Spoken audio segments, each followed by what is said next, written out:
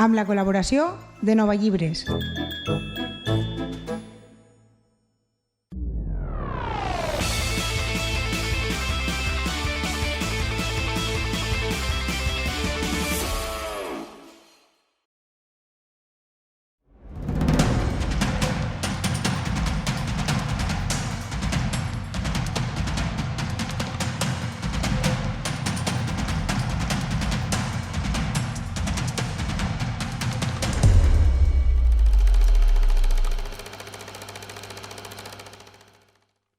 Benvingudes i benvinguts a una nova edició d'un torrent de cinema ací a Soncom. Avui parlarem amb Javier Tolentino, director de la pel·lícula Un blues para Teherán. Javier Tolentino, molt conegut perquè va fer durant molts anys un programa sobre cinema a Radio 3, El Séptimo Vicio.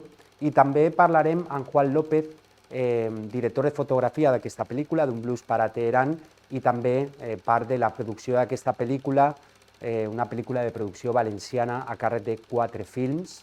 Parlarem amb Javier Tolentino i Juan López al voltant d'aquesta pel·lícula tan interessant sobre la música a l'Iran que es diu Un blues para Teherán. Però comencem el programa amb un reportatge que hem gravat als Cines Babel amb el seu programador i director Antonio Such i Manuel de la Fuente, que és professor de la Universitat de València i que coordina el cineclub dels Cines Babel. Anem a començar aquesta nova edició d'un torrent de cinema amb aquest reportatge que varen gravar als Cines Babel de València.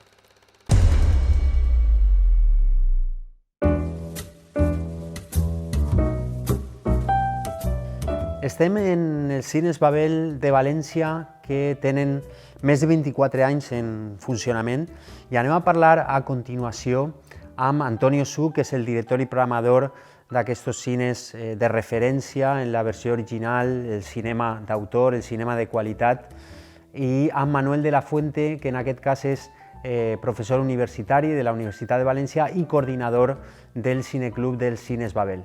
Anem a parlar a continuació amb Antonio i Manuel de la Fuente al voltant dels Cines Babel, del cineclub i de la importància de mantindre sales com aquesta en la ciutat de València. Pues sí, son 24 años de Cines Babel, con un antecedente que fueron los Cines Albatros, ¿no? Porque somos los mismos que Albatros. Y la situación, bueno, pues es producto de muchas cosas, fundamentalmente de la pandemia. Porque claro, con nosotros, no solo nosotros, todos los cines, e incluso te diría que todos los cines no solo de la comunidad, sino de toda España, pues llevamos trabajando a pérdidas pues, 2 años y pico, lo que ha durado. Ahora se está saliendo y se está saliendo poco a poco. Es decir, yo creo que la gente lo que tenía ganas es de irse al exterior, a la montaña, a la playa, tal. Seguro que sabéis que todo eso ha estado a tope este verano, la gente estaba todo el mundo en todos lados exteriores. Y yo creo que ahora, poco a poco, la gente ya va haciendo vida de ciudad y uno de los temas pues, es el cine. Entonces nosotros lo hemos pasado muy mal, junto con otros cines, pero confiamos en que poco a poco vayamos entrando, ¿no? Sí, el Cineclub Babel es una iniciativa que se lleva a cabo entre los Cines Babel con el Departamento de Teoría de los Lenguajes y Ciencias de la Comunicación de la Universidad de Valencia, que es un departamento del que soy profesor, y es una actividad de carácter de periodicidad semanal que consiste en la proyección semanal de películas que están en cartel, alternadas de tanto en cuanto con películas clásicas, acompañadas de presentaciones y coloquios con expertos de distintas disciplinas universitarias, ¿no? Y también de vez en cuando con críticos cinematográficos o con los propios responsables de las películas, con directores, guionistas, etc., ¿no? Es una actividad que se inició en enero de 2019 y el objetivo era poner en relación 2 instituciones como son la universidad y los cines, que trabajan en un objetivo común como es la promoción de un cierto cine de calidad, de cine de autor, salir de las aulas universitarias, pero también acercar las aulas universitarias hacia la sociedad, ¿no? Entonces, todas las semanas se proyecta una película y se acompaña de coloquio, y la iniciativa surgió pues, en un intento de romper una actividad o de potenciar una actividad un tanto esclerotizada, que es la del cineclub, y abrirlo pues, a un amplio abanico de gente, expertos no solo en teoría fílmica, sino también en historia contemporánea, en filosofía, en filología, para ofrecer las claves del arte cinematográfico, ¿no? Es decir, aprender a analizar a ver una película, aprender a mirar una película, ¿no? En eso consiste la actividad. Babel tiene un público específico a costa también del modelo que hemos planteado, ¿no? Es un modelo que renuncia a cosas, es decir, renuncia a algo que también es un negocio, que es el tema de las palomitas, porque en las salas de los Babel solo se puede tomar agua, o sea, no se puede ni comer ni beber, ¿no? Eso produce pues, un silencio importante, un respeto por la película que se va a ver, ¿no? Y ese fue el modelo desde el principio, es decir, el modelo, sí que es verdad que tenemos una cafetería, con lo cual luego uno puede hacer una cenita, ¿no? Pero que el modelo es ese, el modelo es intentar que uno venga a los Babel y se pueda meter en cualquier sala, aunque no lo haya visto con antelación. Y lo que proponemos es que la película te puede gustar o no gustar, o sea, te puede incluso no gustar nada, pero que nunca te vamos a dar una patata. O sea, nunca te vamos a dar algo, en fin, que todos sabemos qué tipo de cine es, un cine engañoso y tal, ¿no? O sea, va a ser una propuesta que pueda resultar interesante, que por supuesto pueda ser todo lo divertida, porque hay veces que cuando se habla de cine de autor parece que se hable de cine muy serio y muy triste, ¿no? Una comedia o lo que sea, ¿no? Y ese es el modelo. Y sí que es verdad que tenemos un público bastante fiel porque se ha acostumbrado un poco a poder venir incluso sin ver la cartelera, ya que en la sala pues no va a ser un sitio donde comas, bebas, tal, no sé qué, hables en voz alta, ¿no? Sino que vamos a tener cierto sosiego para poder ver la película. El cineclub está conformado en su mayor parte, en el 90 y pico % de los casos, por películas que están en cartel. Entonces, lo que hacemos, Antonio y yo, es que cada semana o incluso cada mes, dependiendo de la anticipación con que llegan las películas, proyectar o programar las películas que se van a incluir dentro de esa sesión semanal del cineclub. Es decir, prever qué películas pueden ser las más interesantes, atendiendo a un criterio de variedad, porque pensemos que es un público que semanalmente acude comprometido a las sesiones del cineclub y evidentemente con ese criterio de calidad. La variedad en el sentido de pues, intentar no poner películas de una nacionalidad, de estilo similar varias semanas seguidas o género, sino ir cambiando el menú de cada semana, ¿no? Y evidentemente atendiendo pues, siempre a la calidad, que eso va de suyo con los cines Babel, ¿no? Eso es una de las características de los Babel. Yo creo que esa es la particularidad que tienen los cines Babel dentro de la cartelera valenciana de las últimas décadas. Y es que es eso, los Babel rompen el eje bueno-malo. Es decir, la película puede ser buena o no mala, lo que no rompen, sitúan el margen entre cine interesante o cine no interesante, y los Babel siempre programan cine interesante, que puede gustar o no puede gustar, pero siempre es una película, la que se ve en estos cines, que te da elementos para la reflexión y el análisis, ¿no? Superar esa lógica de el cine me ha gustado, la película me ha gustado, sí o no, la película me haya gustado o no, me ha dado elementos para reflexionar sobre lo que nos está pasando cotidianamente. Nosotros mantenemos en una sala un equipo de 35, que de hecho ahora con la muestra un director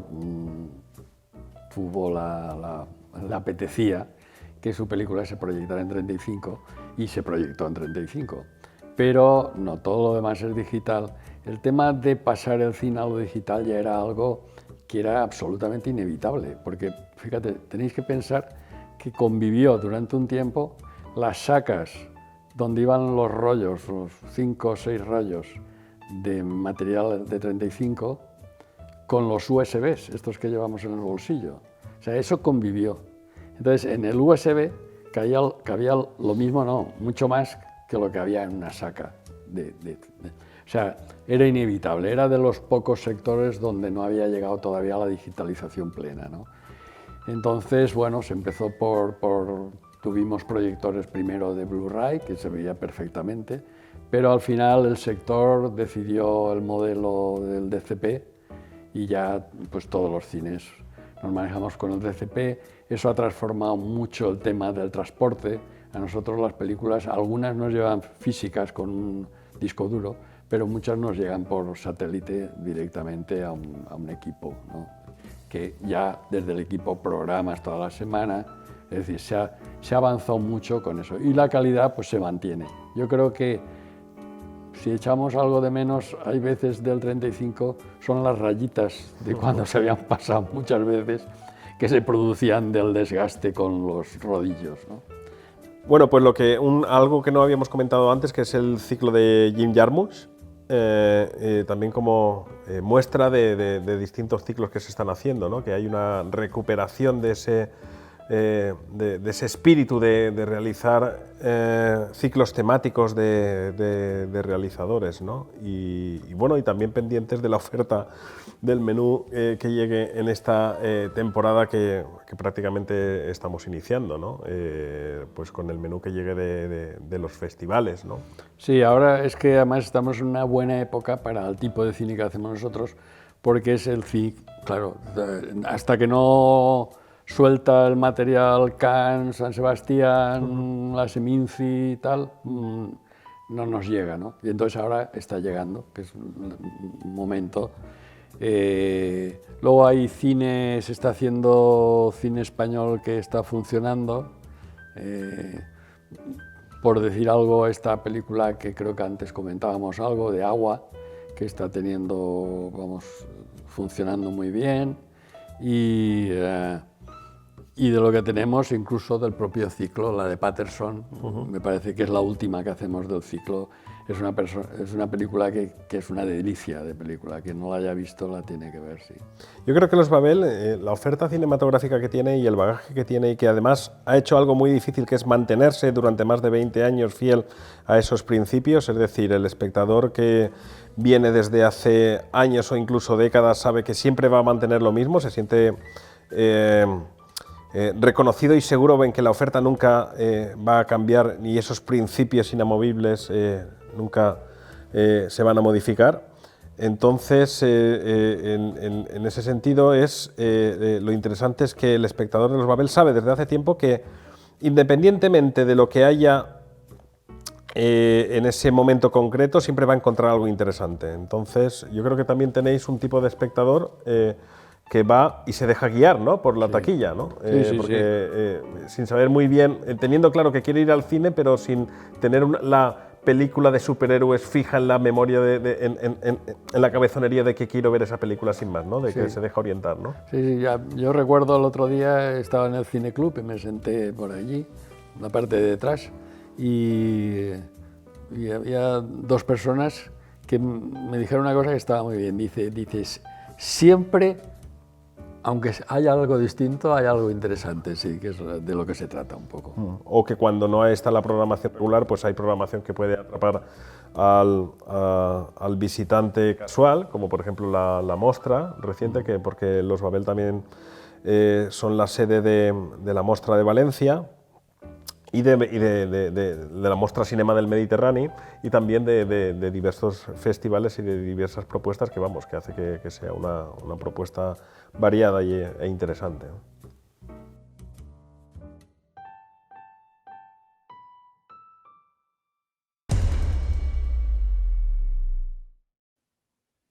Anem a parlar a continuació amb el director Javier Tolentino a propòsit d'una pel·lícula de l'any 2020. És una pel·lícula que té una part significativa de producció valenciana a càrrec de 4 films i és el primer llargmetratge dirigit pel periodista radiofònic especialitzat en cinema Javier Tolentino, molt conegut pel seu programa El Séptimo Vicio en Radio 3.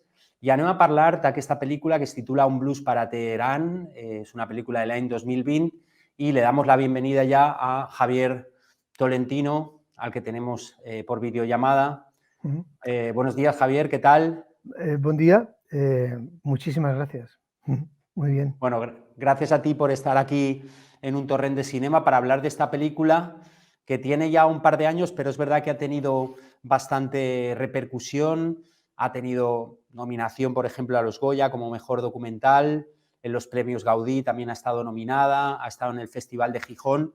Y bueno, es tu primer largometraje y bueno, para empezar, cuéntanos un poco cómo se fragua la idea de hacer esta película muy vinculada a un territorio como es Irán, como es Teherán, y muy vinculada también a una tradición cultural, en este caso relacionada con la música de raíz, con la música de folclore, digamos. ¿Cómo llegas hasta aquí? Porque, si no me equivoco, hay un largo recorrido, ¿no? Una larga experiencia antes de concretar esta película.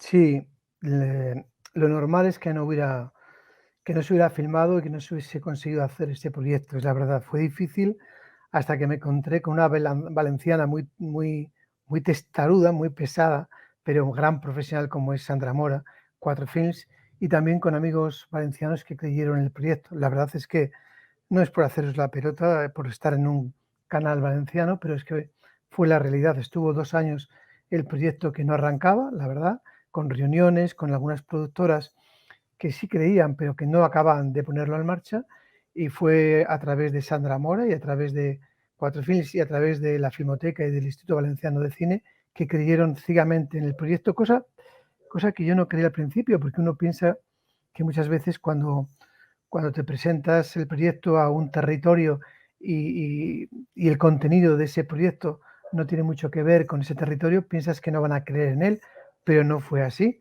sino que creyeron muchísimo en la internacionalización de la película, del proyecto, y bueno, pusieron todos pues manos a la obra. Se inició el proyecto en Valencia y gracias a que se inició ahí, luego otros, Cataluña, Madrid, en fin, se subieron al carro, ¿no? Pero la verdad es que el primero en creer en el proyecto fue Valencia. Así que estoy bastante orgulloso, bastante contento como empezó ahí, ¿no? Que es un proceso muy largo hacer una película. Muy bien, Javier. La película hace una radiografía, digamos, de esta tradición cultural relacionada con la música en Irán. Vemos diferentes conjuntos musicales, gente que se dedica a la música de folclore, y luego también hay un espíritu periodístico, ¿no? Digamos, en la película, que está vinculado también a la idea de denuncia, ¿no? De denunciar la situación de censura, de prohibiciones que hay en Irán. ¿Cómo combinas un poco estos aspectos? Hacer esta radiografía, hacer esta denuncia un poco más en plan periodístico. Bueno, la verdad es que no ese es el propósito, ¿no? El objetivo periodístico, ni tampoco una denuncia, ¿no? La propuesta inicial fue una puesta en escena desde la poesía. Diríamos que yo creo firmemente, aunque me haya dedicado mucho al cine, pero bueno, me parece que definir El séptimo vicio como una propuesta periodística no sería del todo acertado, ¿no? Siempre ha sido una forma de hacer radio, una forma de hacer el periodismo un poquito rarita, ¿no? Por decirlo así, ¿no? Así que mi primer largometraje no podía apoyarse en el periodismo ni en la historia siquiera de Irán, sino en una mirada a un país que realmente tengo siempre mucho interés, a través de mis viajes a Irán, a través también del cine iraní, al que yo quería rendir un pequeño homenaje, pero es desde ahí, ¿no? Desde la música, desde la poesía, desde la sutileza, y no desde el rigor histórico o desde la exigencia periodística. ¿Se podría decir, Javier, desde tu punto de vista, que es una película muy cinéfila por todas esas citas a muchos directores del nuevo cine iraní, como Kiarostami, etcétera, un poco aplicando los modos de hacer cinematográficos de estos directores, de esa nueva hornada del cine iraní? Creo que es obvio, creo que no puede ser de otra manera. También he pretendido que que no se notara esto, ¿no? Que no se notara mucho porque no puede ser que ser pedante, incluso que los espectadores que no conozcan estas referencias se sientan un poco, pues, no sé, como fuera de sitio, ¿no?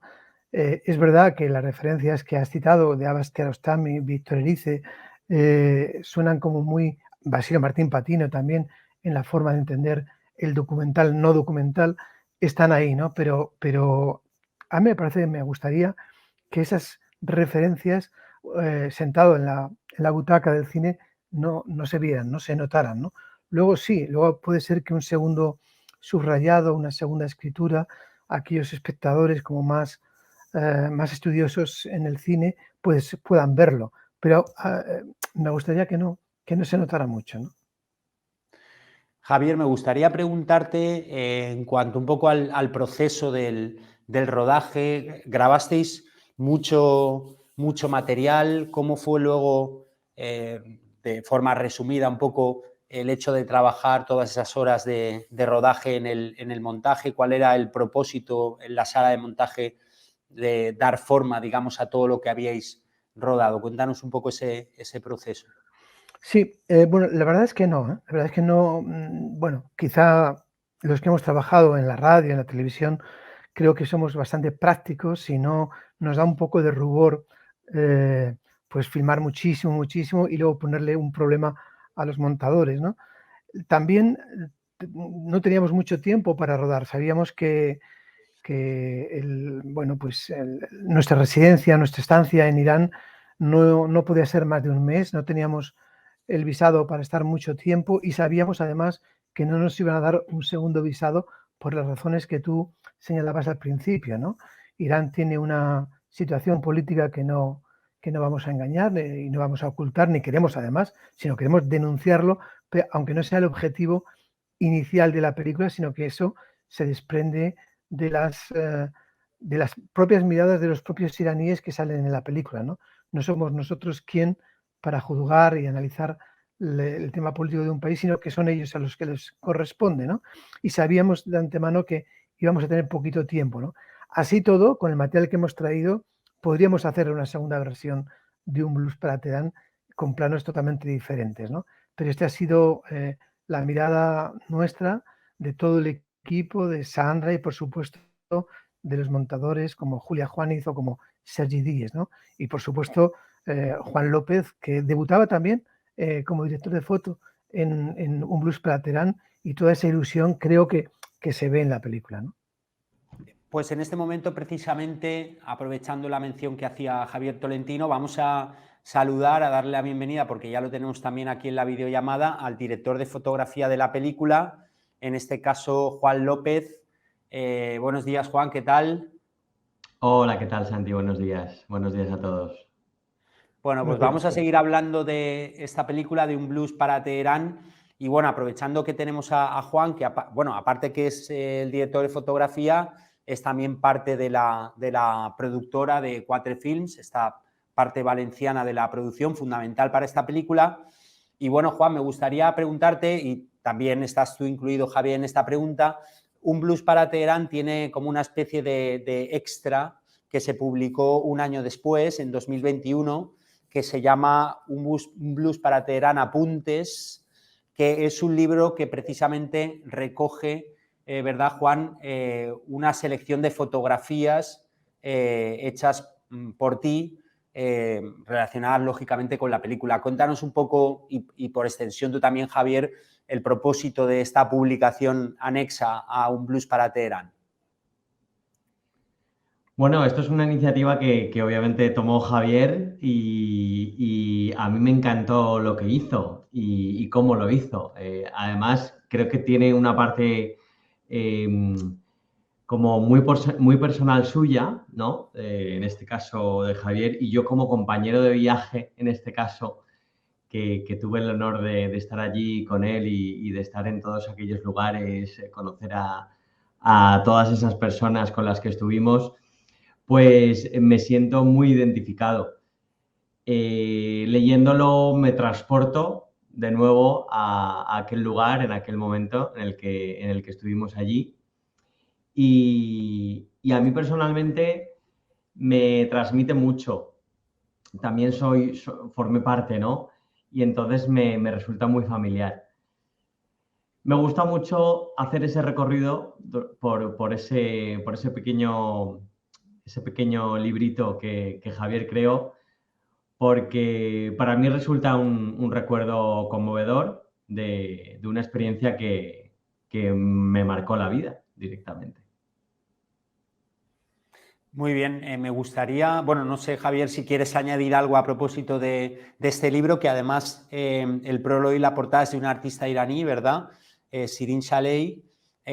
No sé si quieres añadir algo más a propósito de este libro que salió un año después del estreno de la película.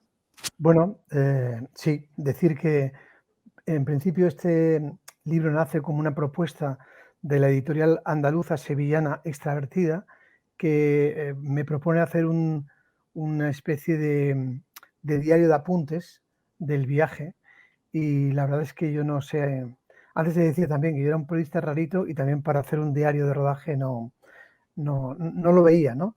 Pero sin embargo, cuando conocí a Juan, y lo conocí a través del viaje, y me pareció que sí, que podía ser un diario gráfico más y poético, ¿no? Porque hay algunas reflexiones, bueno, poético a lo mejor es una palabra demasiado elevada, pero quiero decir que esa es la intención, ¿no?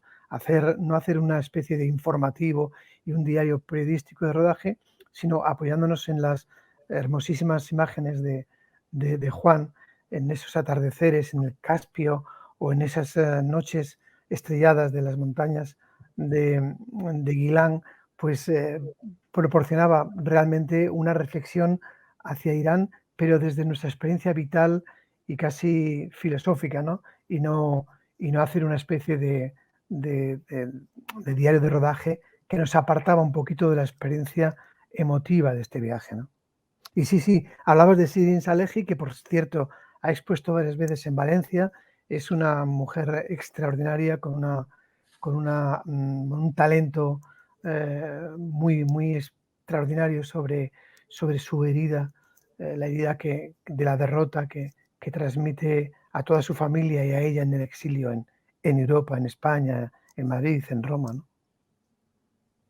Muy bien, me gustaría que hablásemos ahora un poco de la experiencia del rodaje. Creo que no fue fácil, hubo incluso por ahí algún problema con la policía. ¿Qué situación os encontrasteis para rodar en Irán, en Teherán? ¿Podéis contarnos, hacer un poco una radiografía de cómo fue rodar allí?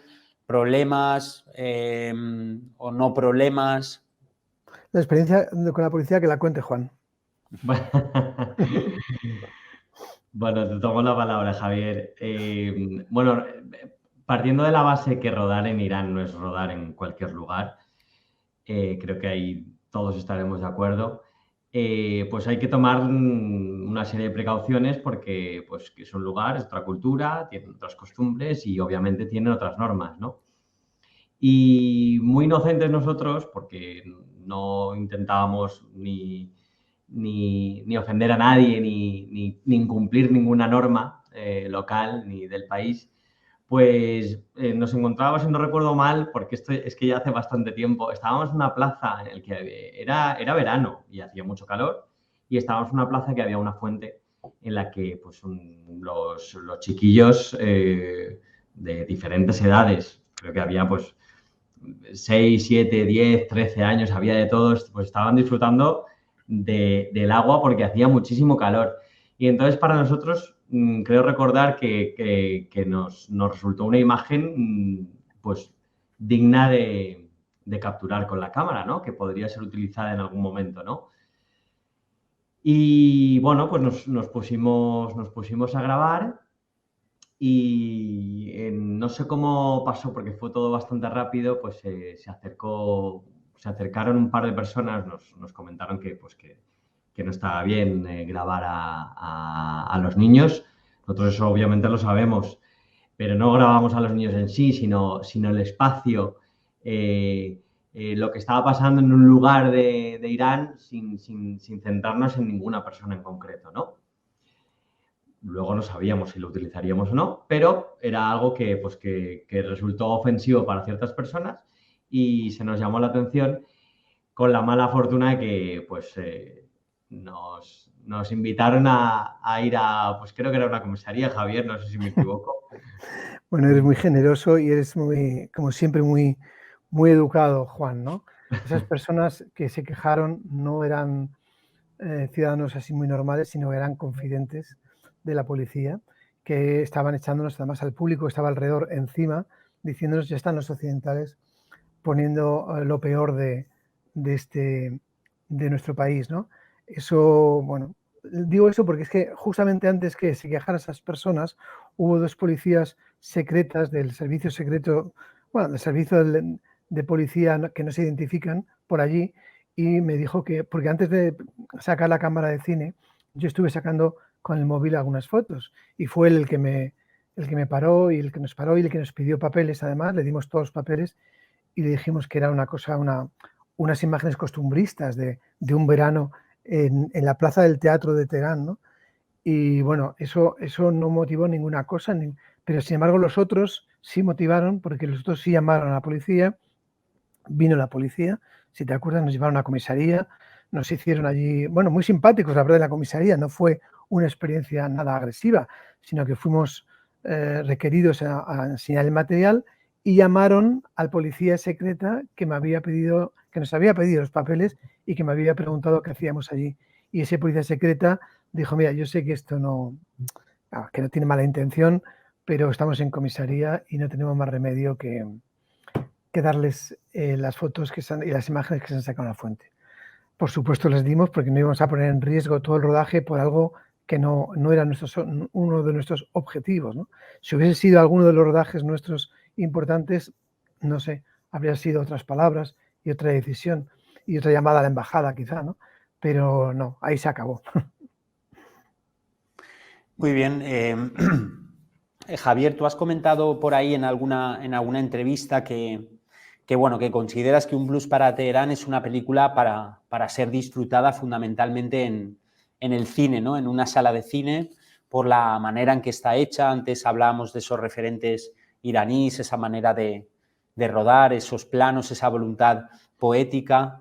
Me gustaría preguntarte, y bueno, a Juan también por extensión, en este punto, ¿qué recorrido tiene la película? Es decir, ¿todavía se puede ver en algún cine? Si no es así, ¿se puede ver en alguna plataforma digital? Es decir, ¿cuál ha sido el recorrido de la película? Bueno, hoy día ya hablar de que estas películas solamente se pueden ver en el cine ya queda casi obsoleto, ¿no? Porque la mayoría de la gente que le gusta el cine, la verdad que tiene en sus casas o tenemos en las casas un espacio o una pared o tal para verla en buenas condiciones, con buen sonido, ¿no?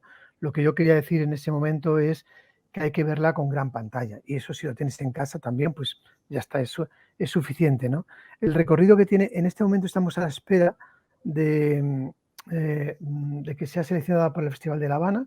Había mucho optimismo en torno al equipo porque hemos recibido un feedback muy bueno pero todavía no está decidido. Entonces, hasta que no se acaba su paso por festivales, no entra la dinámica de las plataformas, ¿no? Pero es muy posible que a últimos del mes de diciembre o en el mes de diciembre, mira, ese puede ser un buen regalo de Navidad, o a partir de enero en Filmin se podrá ver, ¿no? En las plataformas. Y entonces, bueno, si tienes dentro de tus gastos del mes algunas plataformas, sugiero que sea Filmin porque tiene el catálogo, al margen de que pongan la película, los de Filmin, pero estaremos todos de acuerdo en que es la plataforma con un cine de autor más interesante, ¿no? Así que lo pueden ver en la plataforma, ¿no? Y Juan, en este caso una pregunta para ti, en tanto que parte de Quatre Films, ¿cómo valoráis o cómo valoras, en este caso tú en representación de la productora, el haber hecho esta película con Javier, sobre todo por la repercusión que ha tenido? ¿Ha sido una diferencia, un salto de calidad, digamos, o un punto y aparte en cuanto a la trayectoria de Quatre Films por la repercusión de la película, la nominación a los Goya, el recorrido, el hecho de ser una producción, pues eso, ahora nos anunciáis que es posible que esté en un festival tan importante como el de como el de La Habana, que ha supuesto hacer un blues para Teherán para 4 Films? Bueno, pues el cómo y hasta dónde hemos llegado, creo que en este caso ha sido un camino en el que todos nos hemos encontrado con multitud de sorpresas, porque partíamos de una base de hacer un trabajo, para mí era algo nuevo. Trabajar con Javier, obviamente, yo lo conocía y me apetecía mucho estar junto a él y trabajar con él. Esa fue la primera sorpresa.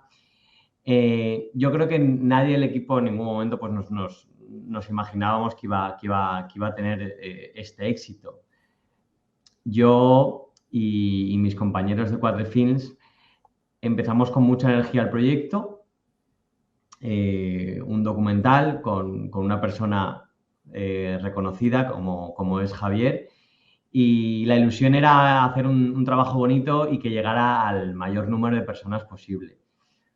Ha llegado mucho más allá y en ese aspecto nosotros estamos muy, muy contentos.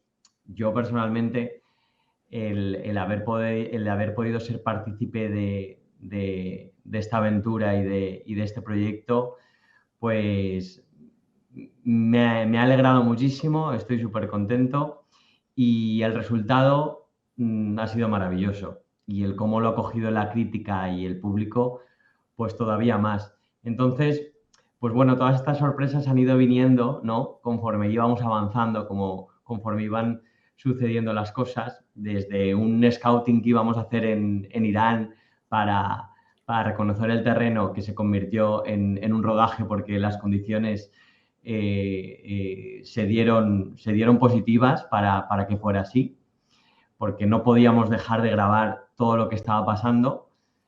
Y Javier decidió que estábamos allí y que había que hacerlo, ¿no? Y desde esa primera sorpresa de vamos a reconocer el terreno a, bueno, es que ya estamos grabando, a todo lo que ha ido pasando después, ¿no? Y bueno, llegar tan lejos, llegar a una gala como es la de los Goya, tener ese reconocimiento, pues la verdad es que ha sido muy grato para todo el equipo de 4 Films y yo creo para todas las personas que han participado. Muy bien, Javier, me gustaría que hablásemos ahora de este protagonista, por decirlo de alguna manera, de un blues para Teherán, que es el personaje de Erfan Shafei, esta especie de espíritu inquieto, interesado por las artes, digamos, en general, por la vida bohemia también. Cuéntanos un poco, porque creo que hay una historia interesante detrás de él, porque inicialmente iba a ser tu ayudante en la dirección, pero luego acabó convirtiéndose en protagonista de la película. Cuéntanos un poco la historia, un poco de este personaje que vehicula la película. ¿Me dejas añadir algo a lo que ha dicho Juan? Por supuesto. Bueno, para mí lo más hermoso de la experiencia en Irán ha sido compartirlo con gente como Juan y como Sandra, y que, bueno, pues la verdad es que un rodaje en Irán con muchas vicisitudes, la verdad es que pone a prueba también el afecto, el equipo y la calidad de las personas, ¿no? En ese sentido, estaré eternamente agradecido, primero por tener a 2 buenos amigos conmigo para siempre, ¿no? Segundo, esta película cuando ha sido una sorpresa para todos. Yo lo más lejos de pensar que iba a llegar, incluso acaba de ganar también un premio importante en Rusia, en el Festival de Obras Inéditas de los Urales, en Rusia, Jordania, en Túnez, en todos esos países que tienen una mirada hacia Oriente, yo creo que mejor curtida y mejor que la nuestra, que la vieja Europa, pues es satisfactorio para nosotros que ganen premios ahí, pero es que además nosotros no quisimos nunca entrar en competición en ningún festival de cine español, porque empezamos en Gijón y esa luego, bueno, pues esa trayectoria que uno tiene de bastantes años en festivales, yo no quería que en el primer largometraje, bueno, pues con los compañeros se pusiera debate, y era la ilusión de todos, pues ponerla, que la vieran y punto, ¿no? Con estas 2 cosas, pues quería decirte, ¿no? La calidad de Sandra, de Juan y de todo el equipo de 4 Films, y por supuesto ese no querer competir porque no estábamos en eso, ¿no? Sí ha sido así fuera de España. Esperemos que si Cuba la selecciona finalmente también tengamos la posibilidad de competir. Claro que me gusta competir porque es un juego en el fondo y es divertido. En cuanto a la pregunta que tú me hacías, Santi, sí, iba a ser uno de los ayudantes del equipo, un ayudante de dirección. De hecho, el prólogo de Un Blues para Terán está dirigido y hecho por Erfan, que nos gustó muchísimo, siguiendo, claro, las indicaciones del guión y del proyecto, pero era un homenaje al cine iraní, un homenaje al grosor de cómo la textura del cine iraní, y lo hizo perfectamente bien, ¿no? Entonces, bueno, una vez que tuvimos la primera reunión en Teherán y lo conoces, te das cuenta que además yo tenía todavía la duda de cómo iba a ser el proceso narrativo de la película. Cuando vi a Erfan, se lo comenté a Juan, se lo comenté a Sandra, no le íbamos a decir nada a Erfan, pero iba a ser de alguna forma el narrador de la película. Y de ahí muchos planos que casi furtivamente, sin contárselo a él, lo estuvimos tomando, y luego dentro del montaje estaba clarísimo. Así que Erfan ponía además esa especie de humor, de sensibilidad bufa dentro de la película para quitarle cierta épica que siempre tiene Irán, ¿no? Muy bien, vamos a ir terminando con la charla. Me gustaría preguntarte, Javier, por un lado, bueno, he leído que sigues teniendo proyectos relacionados con el audiovisual, con el cine. Me gustaría saber en qué punto te encuentras en este sentido, qué es lo que estás preparando en estos momentos. Bueno, en esto del cine, como en muchas cosas de la vida, hay que tener no uno, sino varios, ¿no? Porque los tiempos del proceso de una película pueden tardar 4 o 5 años, y por eso es bueno tener varios proyectos que estén en diferentes etapas del proyecto. Lo que más me gustaría que en esos 2 proyectos se incorporase Juan, porque sería una garantía, además un aprendizaje que ya tienes hecho, ¿no? Uno de ellos es Mar Rojo, que ganó al mejor proyecto en industria en Málaga, y que tiene que ver mucho con una revisión de la canción de autor en Cataluña, y es una mirada a Cataluña a través de una persona tan adorable como es Marina Roussel, ¿no? También va a tener su elemento cómico y bufo en la persona de Jaume Sisa, y por supuesto es la revisión desde hoy, ¿no? O sea que es también con muchos, y también es desde la música y desde la canción. En ese sentido, yo no me voy a apartar del trabajo realizado en Un Blues para Terán y de cómo yo concibo la interpretación cinematográfica, ¿no? A través siempre de la música, por mi defecto profesional de Radio 3, ¿no? Defecto lo digo en el sentido más cariñoso, claro. Y el segundo proyecto es Y Punto, que es a través de los viajes en Irán. Una de las cosas que se muestra a través de varios personajes es que es muy diferente cuando te van contando las historias, gente que no tiene que ver con la academia, con la universidad, con la ideología. Y entonces, bueno, ahí el repentismo, el puntismo, la canción popular, los poetas populares que se han dado desde la trova, trovadores y juglares en todo el mundo, desde que el mundo es mundo, desde que el ser humano empezó a pintar historias en las cavernas, pues siempre la vía de comunicación fue contar historias, ¿no? Y a partir de ahí estamos trabajando en el segundo proyecto, muy difícil porque es una coordinación con más de 6 productoras que están en diferentes territorios. Vamos a intentar analizar cómo está el mundo a través de los juglares, de los trovadores de este 2022, ¿no? Muy bien, y Juan López, como parte de 4 Films, que tenéis ahí en gestación en estos momentos que se pueda contar, claro. Bueno, eso es una pregunta delicada para mí, porque las producciones las lleva mi compañera Alejandra Mora, que saludo desde aquí, que bueno, que bien conoce también Javier, porque estuvo allí con nosotros como productora. Yo voy a evitar responder a esto por no mojarme mucho, porque no sé lo que puedo y no puedo decir. Me vas a perdonar, Santi. Sin problema. Tenemos proyectos en marcha, Sandra está a la cabeza de ellos y se están llevando a cabo. Hay proyectos con toda la preproducción, con temas de ayudas, proyectos que van a arrancar en breve. Puedo adelantarte que hay algún largo, hay algún docu, hay algún corto, pero no te puedo decir más porque no sé lo que puedo o no puedo decir. Muy bien, pues Javier Tolentino, Juan López, muchísimas gracias por este rato para Un Torrent de Cinema. Enhorabuena por Un Blues para Teherán, una película que recomendamos a toda la gente que nos ve y bueno, que ojalá la película tenga buen recorrido por festivales y ojalá que también pronto se pueda ver pues en plataformas como Filmin y llegue incluso a más gente porque merece la pena, desde luego. Pues muchísimas gracias a ti y nada, un abrazo, Juan, que os vaya muy bien en los proyectos y esperemos que el futuro nos depare volver a trabajar juntos. Igualmente, un abrazo a los tres. Gracias, Santi, por invitarnos, por darnos este tiempo y un abrazo a todos. Gracias. Molt bé, doncs acomiadem a Juan López i Javier Tolentino. Recomanem aquesta pel·lícula, Un blues para Teherán, dirigida per Javier Tolentino i una producció, part de la producció a càrrec de Quatre Films, que és una productora valenciana, i continuem en aquest programa d'Un Torrent de Cinema. Anem amb la part final del programa i amb les recomanacions de la cartellera.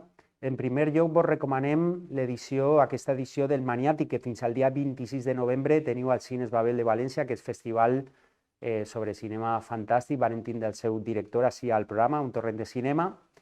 Per altra banda, fem un petit repàs dels guanyadors i guanyadores de la darrera edició dels Premis Berlanga de l'Audiovisual Valencià, que es varen celebrar el passat dia 12 de novembre a Castelló. I, per exemple, recordem que el millor llargmetratge de ficció va ser per a la pel·lícula Basil, d'Avelina Prat, o el millor llargmetratge documental per a Mujeres sin censura, dirigit per Eva Vizcarra, a càrrec de Nadie es perfecto, el millor llargmetratge d'animació, Mironis, la pel·lícula de Ampa Studio, la millor direcció per a Avelina Prat, la directora de Basil, la millor actriu protagonista per a Luna Pàmies, Por el agua, la pel·lícula d'Helena López, que van entrevistar així també al programa, el millor actor protagonista, Pep Sellers, per la sèrie Desenterrats, o la millor fotografia i il·luminació per a Gabo Guerra i Nacho Alapont per Desenterrats. En fi, teniu tots els guardonats d'aquests Premis Berlanga 2022 a la seva pàgina web i de ben segur que en pròxims programes d'Un Torrent de Cinema tindrem als protagonistes, alguns dels protagonistes d'aquestes pel·lícules guanyadores. Després també fem un repàs per a alguns dels cicles que es fan a la Filmoteca de l'Institut Valencià de Cultura i parem atenció en el cicle Joan Fuster a la pantalla. En 2022 es commemora el naixement, els 100 anys del naixement de Joan Fuster, l'escriptor i assagista valencià d'obres tan fonamentals com nosaltres valencians, i la Filmoteca de l'Institut Valencià de Cultura fa un cicle d'algunes pel·lícules que podrien dir li agradaven a Joan Fuster o com a espectador, com a crític, com a aficionat al cinema, doncs estarien relacionades amb Joan Fuster. I, per exemple, es programa Amarcord, la pel·lícula de Federico Fellini de l'any 1973, els dies 25 de novembre i 29 de novembre, el dia 25 a les 8:30 i el dia 29 a les 6 de la vesprada. També altres pel·lícules com El gran dictador, la pel·lícula de Charles Chaplin de 1940, que es podrà veure el dia 2 de desembre a les 6 de la vesprada i el dia 8 de desembre a les 8 de la vesprada.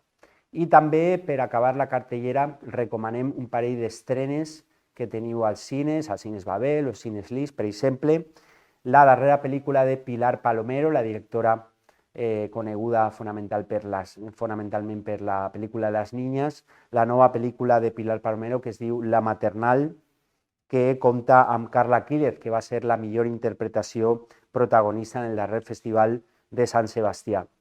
O també la darrera pel·lícula de Cesc Gai, director de pel·lícules com Truman, per exemple, que es diu Històries para no contar. Aquesta pel·lícula que, a més, compta en un repartiment de gent com José Coronado, Maribel Verdú o Antonio de la Torre.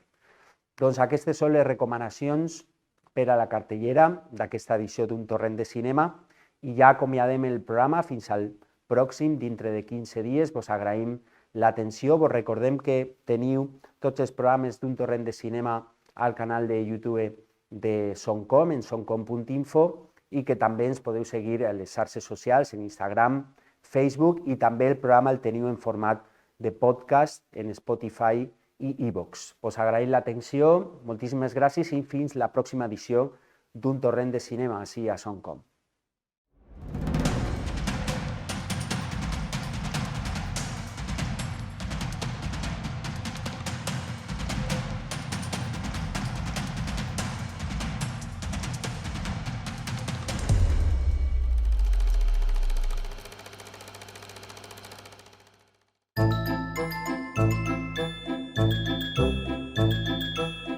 Amb la col·laboració de Nova Llibres.